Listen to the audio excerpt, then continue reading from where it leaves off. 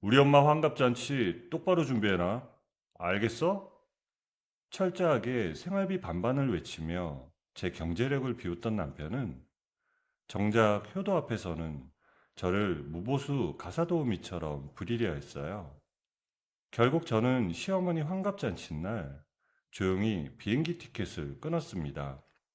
그리고 잠시 후 텅 빈 행사장 로비에서 망신을 당한 남편은 짐승처럼 울부짖으며 제게 전화를 걸었어요.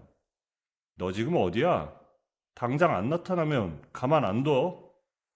저는 웃으며 대답했습니다. 네 부모는 네가 챙겨. 난 이제 나부터 챙길 거니까. 하지만 이 해외여행이 단순한 도피가 아닌 피비린내 나는 복수의 서막이 될 줄은 그 누구도 몰랐습니다. 사연 시작 전에 구독 버튼을 눌러주시고 어디서 듣고 계신지 댓글에 남겨주세요. 그곳에는 행운이 가득하길 바라겠습니다. 연봉 1억 원을 받는 대기업 과장인 김정우와 이제 겨우 연봉 3천만 원을 받는 중소기업 대리인 저의 만남은 주변에서 다들 제가 복권에 당첨된 것이라며 부러워하던 관계였어요. 결혼 직전 김정우가 안경을 고쳤으며 아주 자신만만한 목소리로 말을 꺼냈어요. 지아야, 너도 알다시피 세상이 많이 바뀌었잖아. 우리 각자 번 돈은 각자 쓰자. 생활비도 무조건 반반으로 하고 말이야. 저는 그가 내민 서류를 훑어보며 조금은 조심스럽게 되물었어요. 정우야, 네 연봉이랑 내 연봉 차이가 3배가 넘잖아. 그런데도 생활비를 똑같이 내는 게 정말 공정한 거야? 김정우가 헛웃음을 터뜨리며 제 손등을 가볍게 두드렸어요. 지아야, 너 정말 실망이다. 우리가 상대방 능력 보고 결혼하는 사이는 아니잖아. 공평하게 각자 몫을 다해야 서로 뒤끝도 없고 깔끔한 법이야. 그리고 효도도 각자 하기로 하자. 네 부모님은 네가 챙기고 내 부모님은 내가 챙기는 거야. 어때? 요즘 여자들이 꿈꾸는 결혼 생활 아니야? 저는 고개를 끄덕이며 입술을 지그시 깨물었어요. 그래, 네 말이 맞는 것 같아. 서로에게 짐이 되지 말고 각자 인생 책임지면서 살자. 효도 문제도 각자 알아서 하는 걸로 약속해. 그렇게 시작된 결혼 생활은 처음에는 정말 합리적으로 흘러가는 듯 했습니다. 우리는 매달 정해진 날짜에 약속한 금액을 생활비 통장에 입금했고, 외식 한 번을 하더라도 그 통장에서 돈이 나갔어요. 제 월급 250만 원 중에 생활비로 150만 원을 넣고 나면 제 손에 남는 돈은 겨우 100만 원 남짓이었어요. 반면 김정우는 생활비를 내고도 매달 수백만 원의 여윳돈이 남았지만 저는 그 부분에 대해 불만을 제기하지 않았어요. 그것이 우리가 약속한 공정이라는 가치라고 믿었기 때문이었습니다. 하지만 그 믿음이 모래성처럼 무너지는 데는 그리 오랜 시간이 걸리지 않았어요. 결혼하고 처음으로 맞는 설날 아침이 밝아왔습니다. 우리는 분명 각자 부모님께 효도하기로 했기에 저는 당연히 친정으로 향할 준비를 하고 있었어요. 그런데 김정우가 갑자기 제 앞길을 가로막으며 굳은 표정을 짓더군요. 지아야, 너 지금 어디 가려고 준비하는 거야? 오늘 우리 집 갈 거라고 얘기했잖아. 저는 가방을 고쳐매며 김정우를 바라보고 얘기했습니다. 우리 결혼할 때 약속했잖아. 명절에도 각자 집 챙기기로. 나는 우리 엄마 보러 가야지. 김정우가 콧방귀를 끼며 거실 소파에 털썩 주저앉았어요. 야, 그건 평소 이야기고 결혼하고 첫 명절인데 며느리가 시댁에 얼굴도 안 비친다는 게 말이 돼? 우리 엄마가 너 기다린다고 아침부터 전화하고 난리야. 저는 눈을 크게 뜨며 반박했습니다. 그럼 우리 엄마는? 우리 엄마도 나온다고 맛있는 거 많이 차려놓고 기다린다고 했는데 그럼 시댁 들렸다가 우리 집으로 같이 갈까? 김정우는 가당치도 않다는 듯 손사래를 쳤습니다. 지아야, 우리 집은 전통을 중요하게 생각하는 집안이야. 우리가 아무리 각자 생활비를 내기로 했어도 며느리로서 최소한의 도리는 해야 할 거 아니야. 가서 아무것도 안 해도 되니까 그냥 앉아만 있어. 저는 한숨을 깊게 내쉬며 결국 남편 정우를 따라 나섰어요. 알겠어. 대신 이번 한 번만이야. 다음부터는 정말 각자 하기로 한 약속 꼭 지켜야 해. 그렇게 저는 김정우의 손에 이끌려 시댁으로 향하게 되었어요. 시댁 문을 열자마자 기름 냄새와 수다스러운 소리들이 저를 덮쳐왔습니다. 시어머니는 환하게 웃으면서도 제 손에 앞치마를 바로 쥐어주셨어요. 아이고, 지아야, 왜 이렇게 늦었니? 정우는 거실 가서 아버지랑 말동무 좀 해드려. 그리고 지아 너는 얼른 이쪽으로 와서 전 좀 뒤집어라. 일손이 모자라서 큰일이다.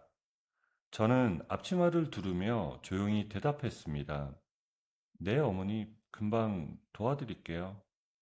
거실에서는 김정우가 친척들과 둘러앉아 과일을 까먹으며 텔레비전을 보고 웃음소리를 내뱉고 있었어요.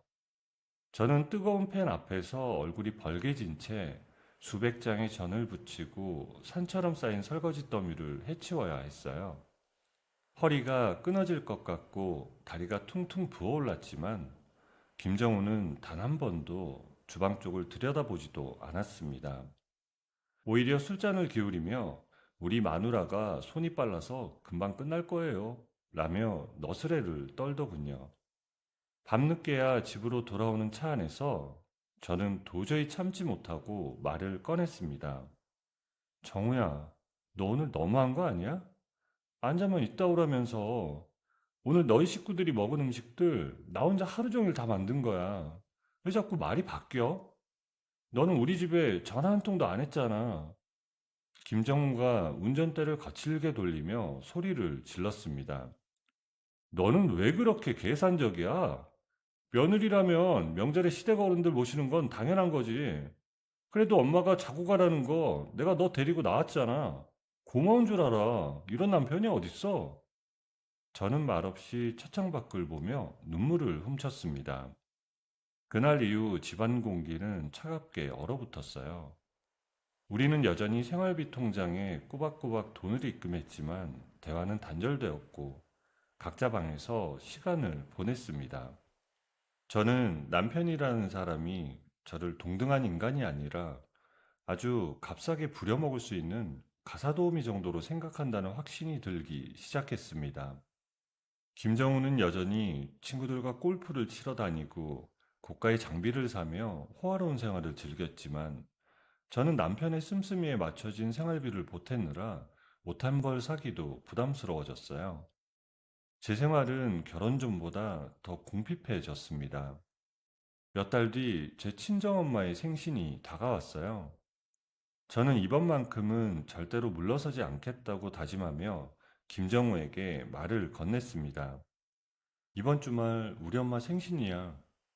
저번에 시댁 명절일 도와줬으니까 이번에는 너도 우리 집 식사 자리에 꼭 참석해.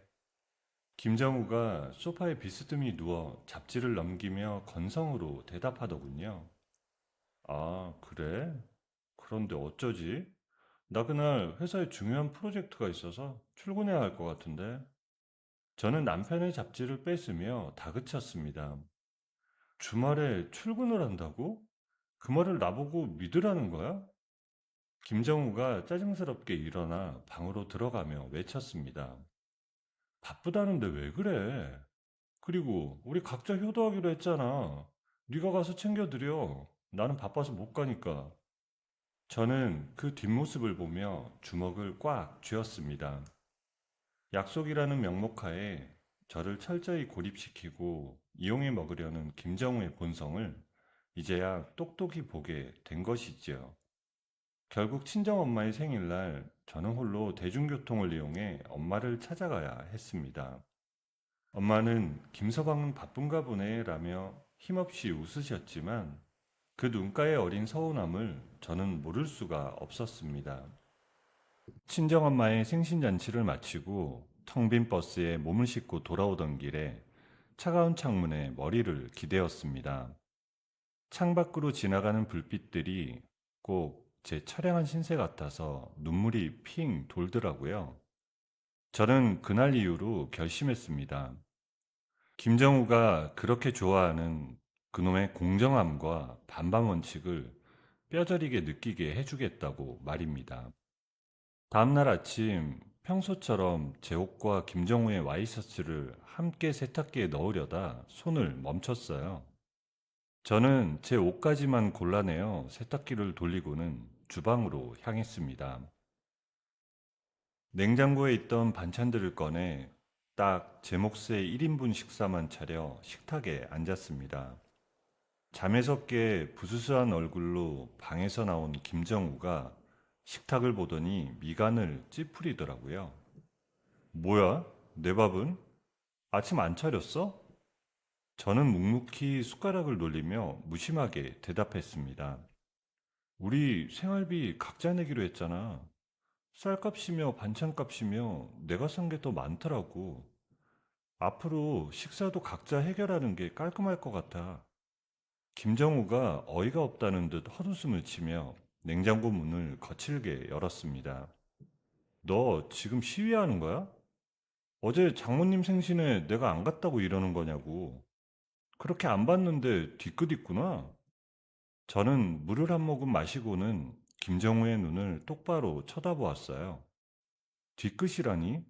네가 좋아하는 합리적인 방식대로 하자는 건데 왜 화를 내? 아, 그리고 거실에 네 빨래 더미 그대로 뒀으니까 네가 알아서 빨어. 우리 세제도 반반씩 사서 따로 써야 되지 않겠어? 김정우가 들고 있던 우유곽을 식탁에 팍 내려놓으며 소리를 질렀습니다. 이지야, 너 정말 갈 때까지 가보자는 거야? 부부 사이에 세제까지 따로 쓰는 게 정상이냐고. 저는 식기를 정리하며 차분하게 일어났습니다. 명절에 나 혼자 시댁 가서 일하는 건 제정신이고? 나는 이제 네 방식에 맞추기로 했을 뿐이야. 억울하면 너도 네 일 네가 직접 해. 그렇게 며칠 동안 집안에는 무거운 침묵과 팽팽한 긴장감만 가득했어요. 김정우는 자기가 입을 와이셔츠가 다려져 있지 않자 씩씩거리며 외출했고, 저는 그런 김정우를 철저히 투명인간 취급했어요. 퇴근 후에도 저는 제 방으로 바로 들어가 문을 잠갔고, 김정우는 그런 저를 향해 혼잣말로 제 욕을 중얼거렸습니다. 정말이지 지옥 같은 생활이었지만 저는 이번에야말로 제자리를 찾아야 한다고 생각했죠. 그런데 며칠 뒤 퇴근하고 돌아온 저를 김정우가 거실로 불러 세웠습니다. 그의 얼굴에는 며칠 전에 짜증 섞인 표정 대신 묘하게 고압적인 기운이 감돌고 있었죠. 지아야, 잠깐 앉아봐. 할 말 있어. 저는 가방을 내려놓지도 않은 채 차갑게 되물었어요. 할 말 있으면 그냥 해. 나 피곤해서 들어가서 쉬고 싶어. 김정우가 탁자 위에 달력을 펼치며 손가락으로 다음 달 중순을 짚었습니다. 다음 달에 우리 엄마 환갑인 거 알지? 이번에는 제대로 챙겨야 하니까 네가 미리 호텔 뷔페 예약하고 친척들한테 놀릴 답례품도 좀 알아봐 둬. 저는 기가 차다는 듯 실소를 터뜨리며 가방을 소파에 던졌습니다. 그걸 지금 나한테 시키는 거야? 네 엄마 생신인데 왜 그걸 내가 해? 예약도 네가 하고 답례품도 네가 알아봐야지. 김정우가 인상을 팍 쓰며 몸을 앞으로 쑥 내밀었습니다. 야, 아들이 그런 걸 어떻게 세세하게 챙겨? 이런 건 며느리가 알아서 센스 있게 준비해야 우리 집 체면이 쓰는 거야. 그리고 우리 친척들 다 모이는 자리인데 네가 예약을 잘해야 내가 기가 살지 않겠어? 저는 팔짱을 끼며 김정우를 한심하게 바라보았어요. 체면? 기? 너 저번에 우리 엄마 생신 때 어땠는지 기억 안 나? 바쁘다고 코빼기도 안 비치고 용돈 한 푼 안 보냈잖아. 그런데 지금 나한테 네 엄마 환갑잔치를 다 준비하라고? 너 양심이 있긴 하니? 김정우가 자리에서 벌떡 일어나며 손가락질을 해댔어요. 어디서 남편한테 양심 운운이야? 너랑 나랑 같아? 나는 밖에서 큰일하는 사람이고 너는 중소기업에서 푼돈이나 버는 대리나부랭이잖아. 여자가 집안어른 챙기는 건 당연한 도리인데 어디서 말대꾸야. 이번 환갑잔치 장소 예약부터 일정 관리까지 네가 다 책임져. 이건 명령이야. 저는 떨리는 목소리를 억누르며 차갑게 쏘아붙였어요. 명령? 네가 무슨 왕이라도 되는 줄 알아? 네 부모는 네가 챙겨. 나는 손가락 하나 까딱 안 할 거니까. 그 잘난 연봉 1억으로 비서라도 고용하든가. 김정우가 제 어깨를 거칠게 밀치며 눈을 부라렸습니다. 이지야, 너 정말 후회할 소리 하지 마. 이번 환갑잔치 망치면 나 진짜 가만 안 있어. 우리 집안 어른들 다 오시는 자리야. 나 분명히 말했다. 김정우의 입에서 나온 비열한 협박에 온몸의 피가 거꾸로 솟는 기분이었어요. 저를 아내로 보는 것이 아니라 자기 집안의 행사를 대신 치러줄 도구로만 보는 그 태도가 너무나 소름 끼쳤죠. 남성 우월주의에 빠져 제 커리어와 자존감을 짓밟는 그 남자의 얼굴을 더 이상 마주하고 싶지 않았습니다. 김정우는 그렇게 제 가슴에 대못을 받고는 씻으러 들어갔어요. 화장실에서 물소리가 들려오는데 거실 테이블 위에 놓인 김정우의 휴대전화가 요란하게 울려댔습니다. 평소라면 남의 전화는 쳐다보지도 않았겠지만 그날은 왠지 모를 이끌림에 휴대전화를 집어들었어요. 비밀번호는 남편의 생일이었죠. 메시지 창을 열어본 저는 그 자리에 얼어붙고 말았습니다. 단체 대화방에는 김정우와 그의 친구들이 나눈 대화가 가득했어요.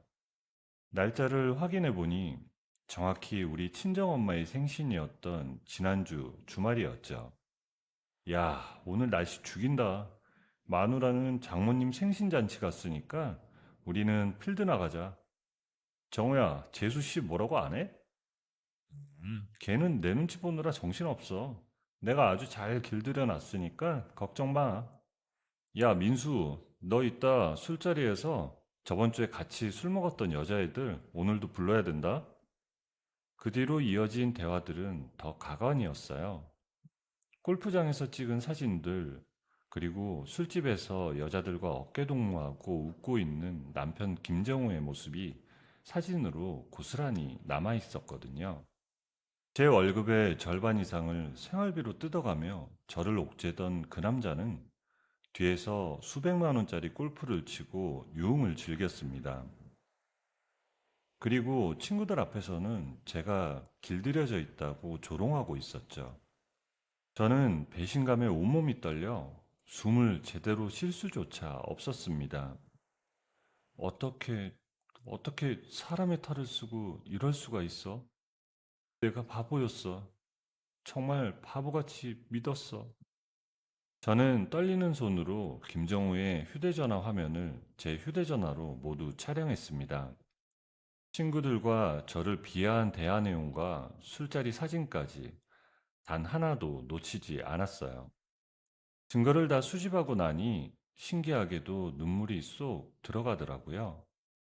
대신 아주 차갑고 단단한 결심이 그 자리를 채웠습니다. 잠시 후 샤워를 마친 김정우가 수건으로 머리를 털며 거실로 나왔어요. 지아야, 다른 집 며느리들한테 이 정도는 일도 아니야. 너 하나뿐인 시어머니 환갑잔치잖아. 이번 한 번만 고생 좀 하자. 알겠지? 남편은 아무 말도 하지 못하고 앉아있는 저를 비웃으며 방으로 들어가 버렸습니다. 그리고 그날 밤 저는 김정우가 잠든 것을 확인하고 컴퓨터를 켰습니다. 가장 먼저 한 일은 조금씩 모아두었던 비상금 적금을 해지하는 것이었어요. 제 이름으로 된 통장에 찍혀있는 돈의 액수를 보며 저는 곧바로 해외여행 사이트에 접속했습니다. 시어머니 환갑잔치 당일 아침에 출발하는 비행기 티켓과 최고급 휴양지의 호텔을 예약했죠. 그들이 화려한 잔치를 기대하고 있을 때 저는 세상에서 가장 먼 곳으로 도망칠 준비를 마쳤습니다. 김정우는 제가 완전히 굴복했다고 믿었는지 제게 와이셔츠를 내밀며 뻔뻔하게 심부름까지 시켰어요. 저는 속으로 비웃음을 흘리며 그가 원하는 대로 다 해주는 척 했습니다. 하지만 제 머릿속은 이미 푸른 바다 위에서 자유를 만끽하는 제 모습으로 가득 차 있었어요. 김정우가 제안했던 그 철저한 반반 원칙을 저도 제 방식대로 돌려주기로 마음먹었거든요. 네 부모는 네가 챙기고 내 인생은 내가 챙기는 것. 그것만큼 공평한 게 어디 있겠어요. 드디어 환갑잔치 당일 아침이 밝았습니다. 김정우는 새벽부터 일어나 새로 맞춘 정장을 차려입고 거울 앞에서 포즈를 취하고 있었죠. 저 역시 완벽하게 화장을 하고 제일 아끼는 옷을 입었습니다. 김정우가 저를 보며 흡족한 듯 말을 걸었어요. 오, 오늘 신경 좀 썼네. 가서 어머니 귀 좀 팍팍 살려드려. 당신이 먼저 가서 준비하고 있을 거지? 저는 가방을 챙기며 아주 화사하게 미소 지었어요. 음, 준비 다 됐어. 나 지금 나갈게. 행사장 가서 깜짝 놀라지 마. 김정우는 그 말이 어떤 의미인지도 모른 채 콧노래를 부르며 넥타이를 맸어요. 저는 거실에서 잠든 김정우의 뒷모습을 보며 마음속으로 마지막 인사를 건넸습니다. 현관문을 닫고 나오자마자 저는 미리 불러둔 택시에 몸을 실었습니다. 목적지는 호텔 행사장이 아닌 인천국제공항이었습니다. 공항으로 향하는 길 위에서 저는 제 인생을 짓누르던 무거운 짐들을 하나둘 내려놓기 시작했어요. 인천공항으로 향하는 택시 안에서 저는 창밖을 보며 깊은 숨을 내뱉었습니다. 한동안 가슴을 짓누르던 답답함이 한순간에 거치며 속이 뻥 뚫린 듯 시원한 해방감이 밀려왔어요. 공항 터미널에 도착해 캐리어를 끌고 면세점 구역을 지나는데 누군가 제 이름을 부르는 소리가 들리더라고요. 고개를 돌려보니 세련된 정장 차림의 여성이 저를 보고 환하게 웃고 있었습니다. 바로 제 고등 다시 한번 가보겠습니다. 바로 제 고등학교 선배이자 지금은 변호사로 이름을 날리고 있는 세영 언니였어요. 어머, 지아 아니니? 너 이 시간에 여기서 뭐해? 설마 혼자 여행 가는 거야?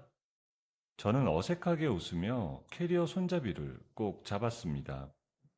아, 언니, 오랜만이야. 그냥 머리가 너무 복잡해서 무작정 티켓 끊었어. 한세영이 제 위태로운 눈빛을 읽어냈는지 제 어깨를 가볍게 다독였습니다. 너 얼굴이 왜 이렇게 반쪽이 됐니? 대기업 과장한테 시집 갔다고 다들 부러워했잖아.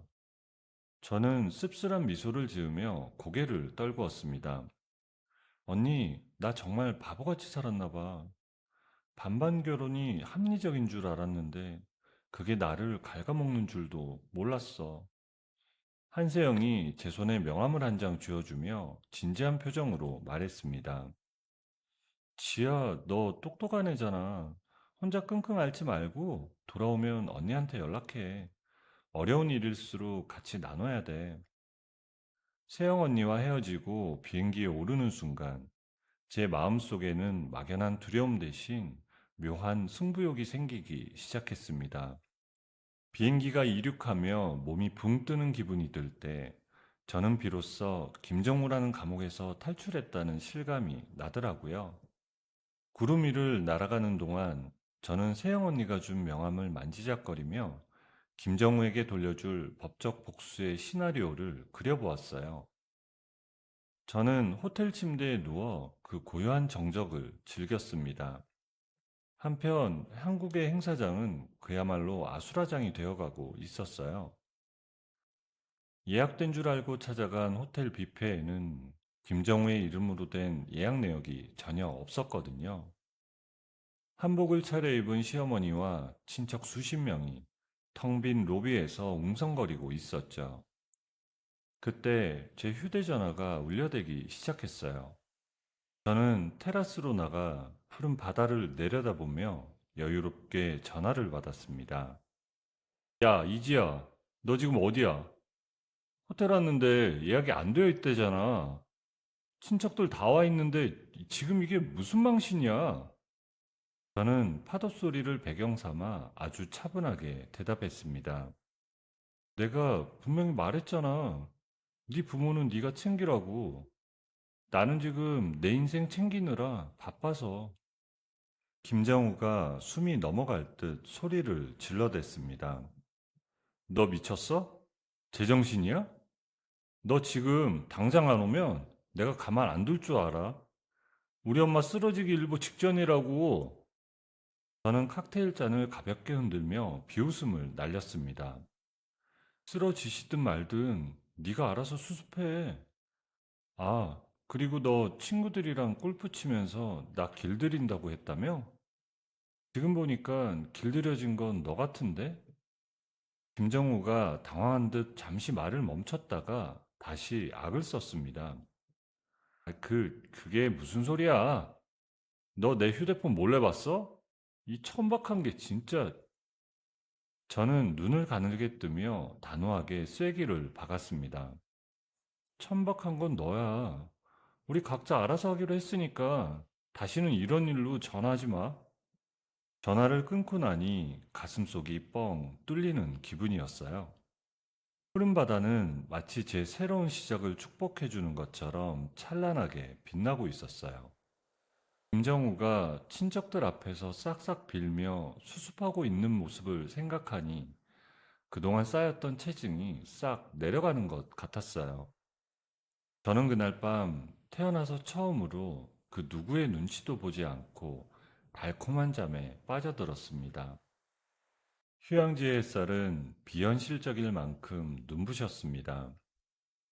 창밖으로 펼쳐진 에메랄드빛 바다는 어제 제가 김정우에게 쏘아붙였던 통쾌한 일가를 축복해주는 것 같았어요. 저는 난생 처음으로 남편의 눈치를 보지 않고 호텔 조식 서비스 중 가장 비싼 메뉴를 주문했습니다. 연봉 3천만 원이라는 꼬리표에 갇혀 만 원 한 장에 벌벌 떨며 살던 저는 그 순간만큼은 세상에서 가장 고귀한 여왕이 된 기분이었어요. 그래, 이게 진짜 사람 사는 거지. 그동안 내가 왜 그렇게 바보같이 굴었을까? 혼자 중얼거리며 가꾸운 빵을 한 입 베어 물었습니다.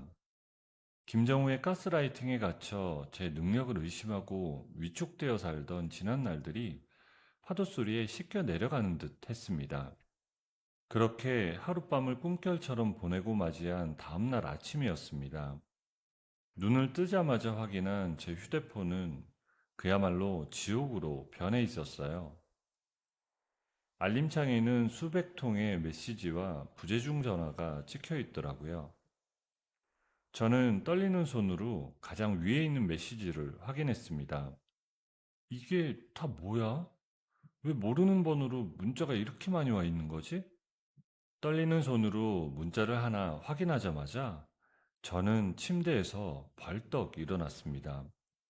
상스러운 욕설은 기본이고 너 같은 년이랑 그동안 친구로 지냈다는 거 자체가 수치스럽다는 비난들이 줄줄이 사탕처럼 엮여 나오더라고요.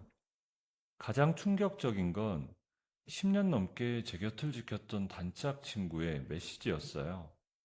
지아, 너 정말 실망이다. 어떻게 나한테 그런 상스러운 얘기를 할 수 있어? 우리가 보낸 세월이 아깝다. 다시는 연락하지 마. 저는 다급하게 친구의 번호를 눌렀지만 돌아오는 건 차가운 수신 거절 안내음뿐이었어요. 이게 도대체 무슨 소리야? 내가 언제 메시지를 보냈다고?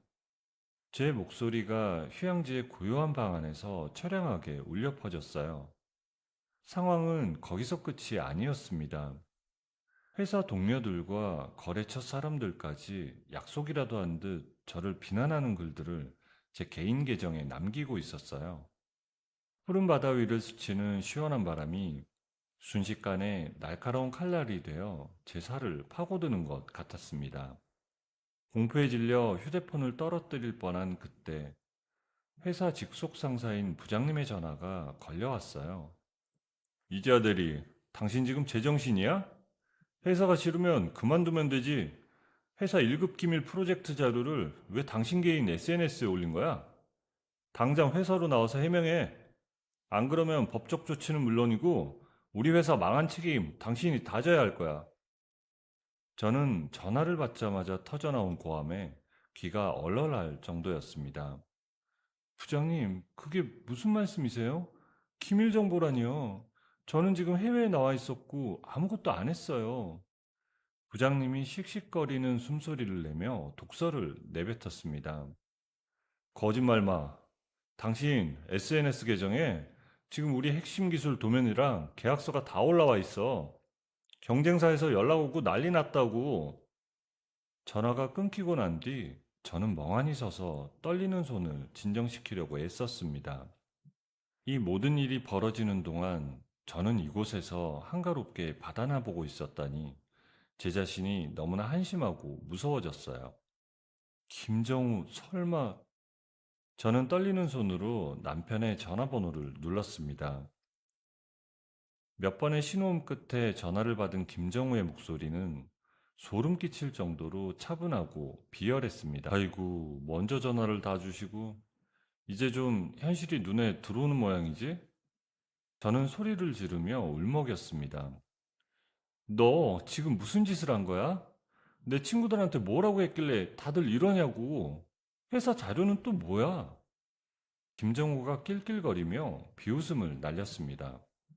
각자 내기로 했으면 인생도 각자 책임져야지. 네가 우리 집 망신 줬으니까 나도 네 인생 좀 망쳐봤어. 아주 공평하고 좋잖아. 저는 바닥에 주저앉아 머리를 쥐어뜯었습니다. 너는 인간도 아니 악마야. 어떻게 이럴 수가 있어? 김정우가 아주 낮은 목소리로 쐐기를 박았습니다. 이제야 아직 시작도 안 했어. 네가 감히 내 부모님 환갑잔치를 망친 대가가 어떤 건지 뼈저리게 느끼게 해줄게. 전화가 끊기고 신호음 소리만 들려왔습니다.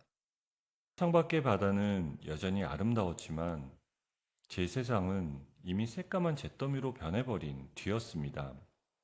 저는 당장 짐을 싸기 위해 떨리는 몸을 일으켰어요. 여행의 설렘은 온데간데 없고 오직 수습해야 된다는 본능과 김정우를 향한 증오만이 제 온몸을 감싸고 있었습니다. 비행기를 예매하고 공항으로 달려가는 내내 제 손은 멈추지 않고 떨렸습니다. 가장 빠른 비행기를 타고 한국 땅에 발을 내디뎠을 때 차가운 공항의 공기는 마치 저를 죄인 취급하듯 날카롭게 파고들었어요. 공항 게이트를 나서자마자 저는 회사로 향했습니다. 사무실 입구에 들어서는 순간 동료들의 따가운 시선이 화살처럼 제 몸에 박히는 게 느껴졌어요. 평소 저를 아껴주던 부장님이 서류 뭉치를 책상에 내동댕이 치며 저를 노려보았습니다. 이지아 대리, 당신 정말 제정신이야? 지금 회사가 어떤 상황인지 알고나 있는 거야? 저는 부들부들 떨리는 목소리로 겨우 대답을 꺼냈습니다. 부장님, 정말 제가 한 게 아닙니다. 저는 해외에 있었고 제 계정이 도용당한 것 같아요. 옆에 서 있던 상무님이 비릿한 웃음을 지으며 제 앞 모니터를 가리켰습니다. 도용? 이제 아들이 개인 노트북에서 당신 IP로 접속한 기록이 선명하게 남아있는데 무슨 헛소리야. 당신이 담당하던 1급 기밀 도면이 경쟁사 게시판에도 돌고 있어. 이 손해를 어떻게 책임질 거야? 모니터 속에는 제 사회관계망 서비스 계정에 버젓이 올라온 회사 기술 도면과 계약서들이 가득했습니다. 그 아래로는 제가 쓴 것처럼 조작된 이런 회사는 망해봐야 정신 차린다라는 폐륜적인 글들이 적혀 있었지요. 저는 그 자리에 주저앉아 비명을 지르고 싶었지만 제 결백을 믿어주는 사람은 단 한 명도 없었습니다.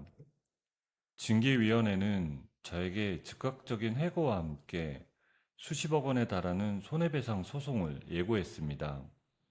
정신을 잃을 것 같은 상태로 집으로 달려갔죠. 현관문을 열자마자 보이는 건 소파에 다리를 꼬고 앉아 와인을 마시고 있는 김정우였습니다.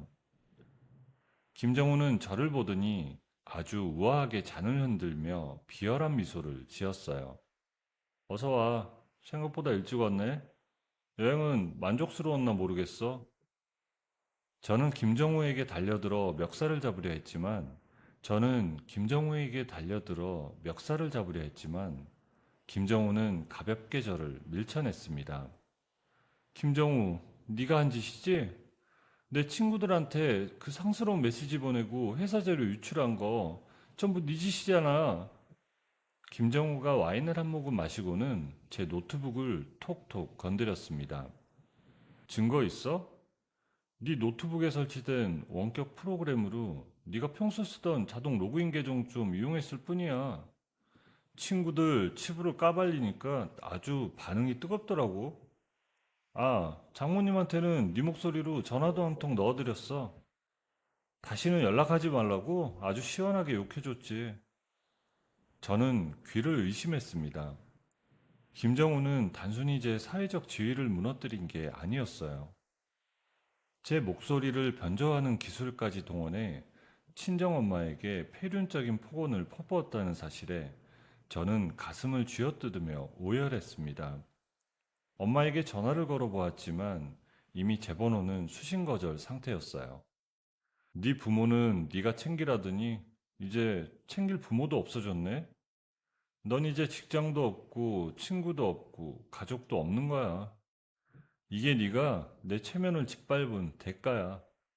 저는 바닥을 기며 김정우의 바짓가랑이를 붙잡고 울부짖었습니다. 제발, 제발 그만해. 정우야, 내가 다 잘못했어. 제발 원래대로 다 돌려놔. 하지만 김정우는 제 손을 거칠게 뿌리치며 방으로 들어가 버렸어요. 구질구질하게 왜 이래? 벌써부터 재미없게. 엊그제 나한테 망신 주던 그 자신감은 어디 갔나? 가서 우리 엄마한테 싹싹 빌고 와. 그럼 거기서부터 천천히 생각해 볼게. 텅 빈 거실에 홀로 남겨진 저는 거울 속에 비친 제 모습을 보았습니다. 눈물 범벅이 된 채 초점이 풀린 눈을 한 여자가 저를 쳐다보고 있었죠. 친구들은 저를 괴물이라 부르며 침을 뱉고 회사는 저를 파멸시키려 달려들고 있었어요. 모든 증거가 저를 향하고 있는 이 절체절명의 위기 속에서 저는 숨조차 쉬기 힘들었습니다. 하지만 그때 제 가방 깊숙이 들어있던 명함 한 장이 눈에 들어왔어요. 공항에서 세영 언니가 쥐어주었던 마지막 희망의 빛과 같은 그 명함이었죠. 저는 떨리는 손으로 세영 언니의 전화번호를 눌렀습니다. 신호음이 가는 동안 저는 김정우가 들어간 방문을 노려보며 다짐을 했습니다. 이 지옥 속에서 저를 꺼내줄 사람은 오직 저 자신뿐이라는 사실을 말입니다. 몇 시간 뒤 도착한 세영 언니의 사무실은 생각보다 차분하고 정돈된 분위기였습니다. 절망의 끝에서 지푸라기라도 잡는 심정으로 달려온 저를 보며 세영 언니는 따뜻한 차 한 잔을 내어주었어요. 전문가들과 함께 제 노트북을 꼼꼼히 살피던 언니가 노트북을 톡톡 치며 아주 확신에 찬 목소리로 입을 열었습니다. 지아야, 걱정 마. 범인은 반드시 흔적을 남기게 되어 있어.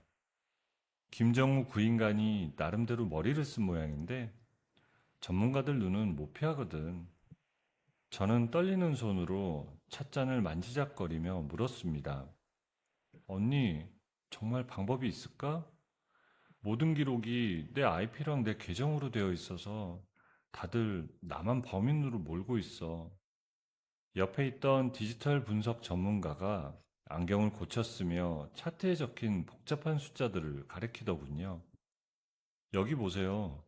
지아 씨가 해외에 체류하던 시간에 이 노트북에 원격으로 접속한 기록이 선명하게 남아 있어요. 접속지는 김정우 씨가 근무하는 대기업 사무실 와이파이랑 지하 씨 댁 거실이네요. 저는 그 말을 듣는 순간 온몸에 소름이 돋으면서도 가슴 한구석이 뻥 뚫리는 기분이었습니다. 김정우는 제가 없는 사이 제 노트북을 리모컨처럼 조정해서 그 악랄한 짓들을 저질렀던 것이었어요. 세영 언니가 제 손을 꽉 잡으며 단호하게 말했습니다. 이건 단순한 부부싸움이 아니야. 정보통신망법 위반에 업무방해, 명예훼손까지 엮인 중대범죄야. 지아야, 이제 네가 당당해질 차례야. 당장 회사로 가자. 저는 세영 언니와 함께 확보된 증거 자료들을 들고 곧장 회사 대표실로 향했습니다.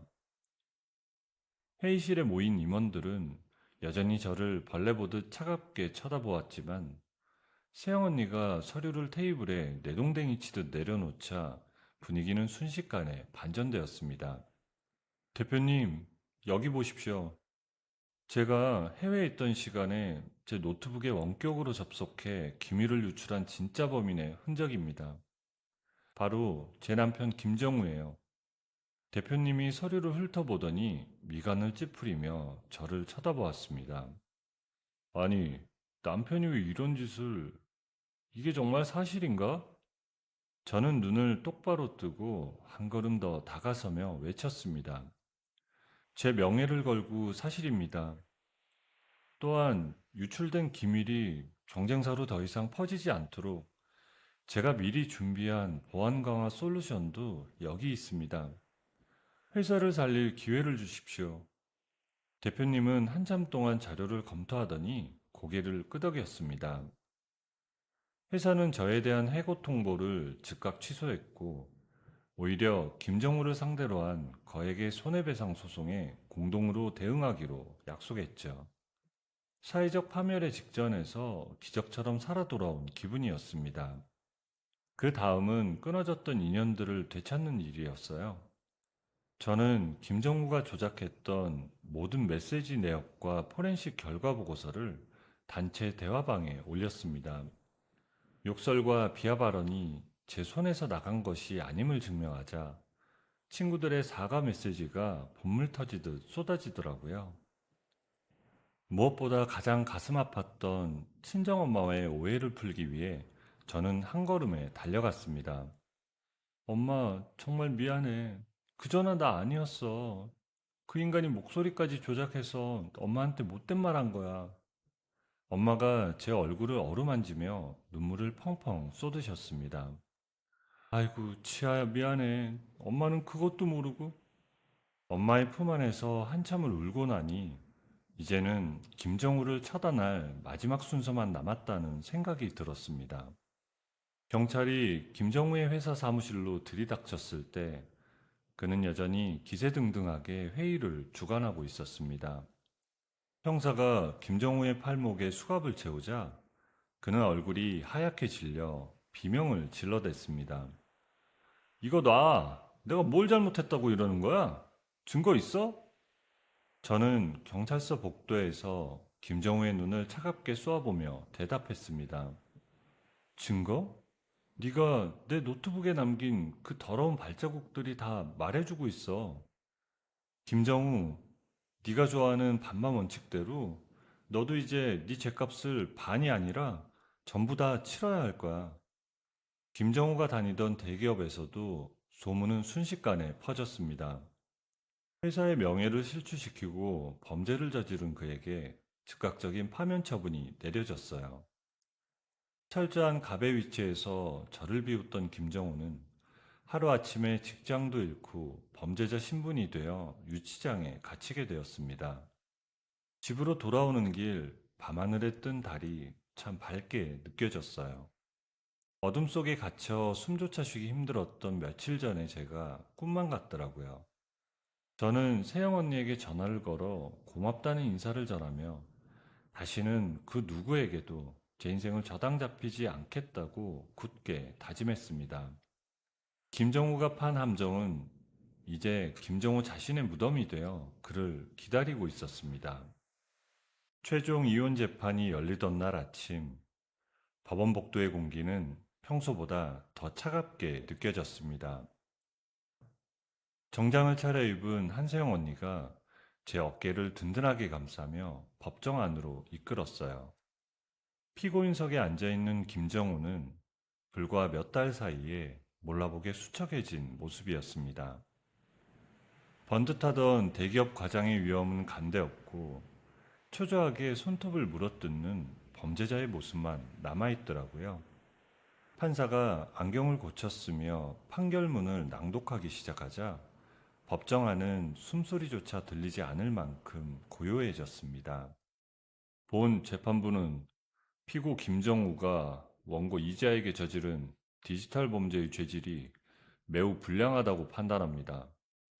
혼인 파탄의 책임은 전적으로 피고에게 있으며 원고에게 위자료 5천만 원을 지급하고 재산의 60%를 분할할 것을 명령합니다.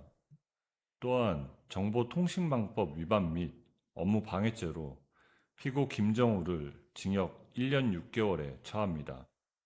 판결이 내려지는 순간 김정우가 자리에서 벌떡 일어나며 비명을 질러댔습니다.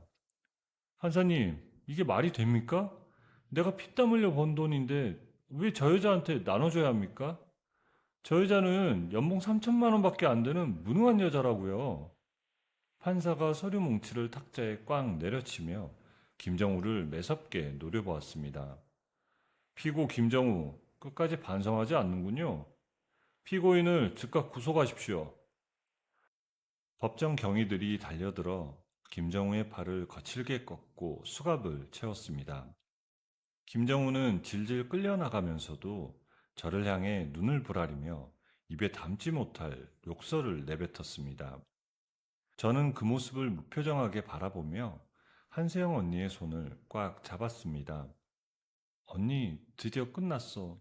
정말 끝났어. 세영 언니가 제 눈가에 맺힌 눈물을 닦아주며 환하게 웃어주었어요. 그래, 지아야. 고생 많았어. 이제 저 괴물 같은 인간은 네 인생에서 완전히 지워진 거야. 법원을 나오는데 저 멀리서 시어머니와 시댁 식구들이 달려오는 게 보였습니다.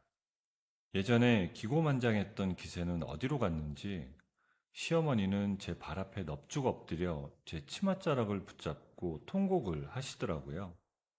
치아야, 내가 잘못했다. 우리 정우 좀 살려다오. 저 어린 것이 감옥에 가면 인생이 어떻게 되겠니? 제발 선처해준다고 한마디만 해다오. 저는 시어머니의 손을 차갑게 뿌리치며 뒤로 물러섰습니다. 어머니, 정우는 선을 넘었어요. 제가 선처한다고 해결할 수 있는 게 아니에요.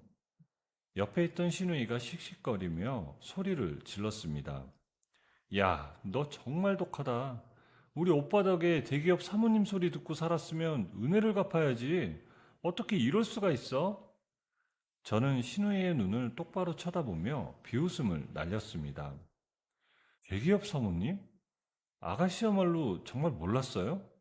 당신 오빠가 나를 어떤 취급을 하고 어떻게 대했는지 알면서도 모른 척 했잖아요.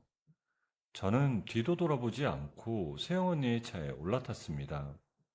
백밀러로 멀어지는 시댁 식구들의 비참한 모습을 보니 그동안 막혔던 속이 뻥 뚫리는 기분이었습니다.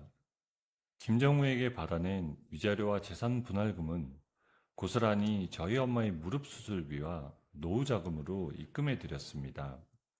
돈 때문에 기죽어 살던 세월이 주마등처럼 스쳐 지나가면서 눈시울이 뜨거워졌습니다. 한 달이라는 시간이 흐르고 저는 엄마와 함께 다시 그 푸른 바다가 보이는 휴양지로 여행을 떠났습니다. 이번에는 도망치듯 떠난 여행이 아니라 제 인생의 주인으로서 당당하게 떠난 축제였지요. 해변의 노을이 붉게 물들어가는 테라스에 앉아 엄마와 와인잔을 부딪혔습니다. 시아야, 우리 딸 얼굴 보니까 이제야 마음이 놓인다. 바다가 참 이쁘네. 저는 엄마의 거친 손을 포근하게 감싸주었습니다. 엄마, 이제 우리 걱정 없이 행복하게만 살자. 내가 엄마 평생 호강시켜줄게. 바다 건너 한국에서는 김정우가 감옥 안에서 매일같이 벽을 치며 후회하고 있다는 소식을 들었습니다. 출소하더라도 거액의 손해배상금 때문에 평생 신용불량자로 살아야 한다더군요. 반반을 외치며 남의 인생을 깎아먹으려던 남자의 비참한 말로였습니다. 저는 거울 속에 비친 저 자신을 향해 환하게 웃어 보였습니다. 혹시 여러분의 인생에서도 누군가 합리라는 가면을 쓰고 여러분의 자존감을 갉아먹고 있진 않나요? 만약 그렇다면 지아 씨처럼 당당하게 그 선을 박차고 나와보세요. 진짜 자유는 남이 정해준 규칙이 아니라 내가 나를 온전히 책임질 때 비로소 찾아오는 법이니까요. 오늘 지아 씨의 이야기가 고단한 일상을 버티는 여러분에게 작은 용기와 위로가 되었기를 바랍니다. 여러분, 오늘의 이야기를 어디서 듣고 계신가요? 구독 버튼을 눌러주시고 댓글에 남겨주시면 감사한 마음으로 인사드리겠습니다. 감사합니다.